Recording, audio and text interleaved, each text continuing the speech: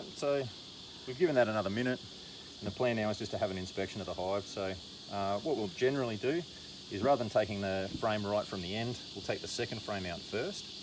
The hive tools will have a different setup, but it's a similar sort of concept. You're just looking to be able to gently pry that first frame up.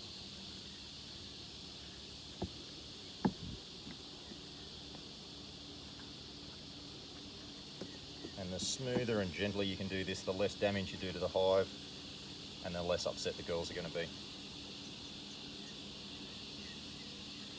Once you get the frame out, just flip it around and have a look. So what I'm looking for there is, well, first of all, the queen, if I'm lucky enough to spot her, and I'm looking for what the hive contains, or what each individual frame contains.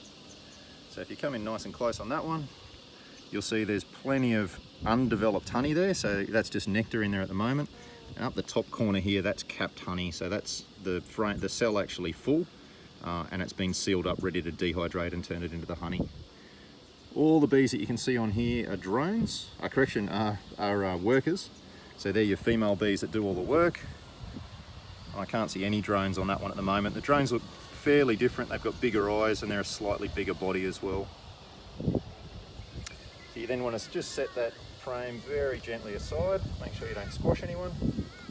And we're just going to work our way along the hive, taking out a frame at a time.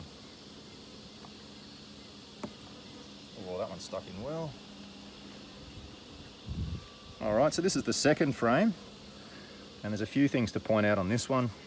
So we've got a little bit of honey in the top corner there, and you'll find as you get towards the center of the frame, or the center of the hive, you'll see more of this, which is our fresh brood.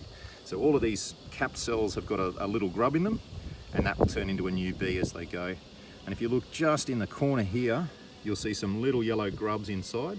So that's the first stage. Once they hatch from the eggs, there'll be a little grub, and then the workers will feed the grub, seal up the cell, and that's where you get your fresh brood. So that's a good sign. If you can actually see eggs in the cells, that's even better. But fresh brood like that is an indication that the queen's been in here at least in the last couple of days. And that's a good healthy sign for your hive as well.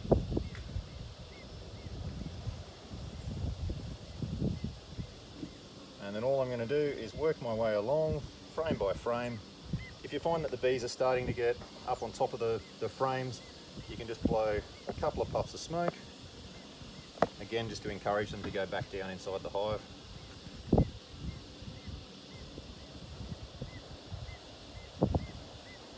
Next frame up, and again some good evidence of honey there, plenty of fresh brood. Oh, and there's the queen.